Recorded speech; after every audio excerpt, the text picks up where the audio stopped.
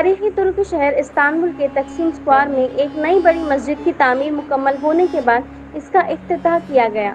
اس جامع مسجد کا افتتاح ترک صدر رجب طیب اردگان نے کیا۔ تقسیم اسکوائر میں ایک نئی بڑی مسجد کی تعمیر ترک صدر کا ایک دیرینہ خواب خیال کیا جاتا تھا۔ ترکی کے سب سے بڑے شہر کے مرکز میں تعمیر کردہ مسجد پر 30 میٹر بلند گنبد دور سے ہی نظر آتا ہے۔ اس مسجد میں عثمانی دور میں رواج پانے والی محرابیں بھی تعمیر کی گئی ہیں۔ ماہرین کے مطابق یہ مسجد قدیم و جدید طرز تعمیر کا ایک حسین امتزاج ہے۔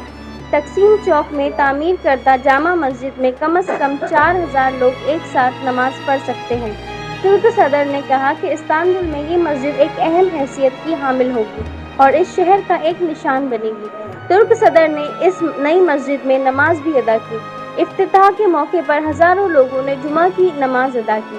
مسجد کے اندر جگہ نہ ملنے پر باہر نماز ادا کی گئی۔ 1994 میں ترک صدر استنبول کے میئر بنے تھے۔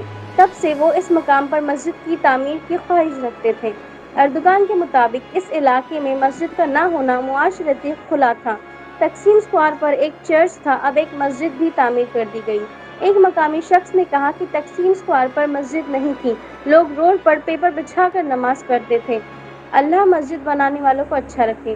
وہیں ناقدین کا کہنا ہے کہ مسجد کی تعمیر کا مقصد ملک پر مذہبی رنگ کو حاوی کرنا ہے، جو جدید ترکی کے بانی مصطفیٰ کمال کی سوچ کے منافی ہے۔ مصطفیٰ کمال نے خلافت عثمانیہ کے خاتمے کے بعد ایک جدید ترک ریاست کی بنیاد سیکولر نظریات پر رکھی تھی۔ ناقدین کے مطابق اردگان دھیرے دھیرے ترکی کی شناخت کو اسلامی بناتے جا رہے ہیں۔ بیورو رپورٹ، تبصرہ پوائنٹ۔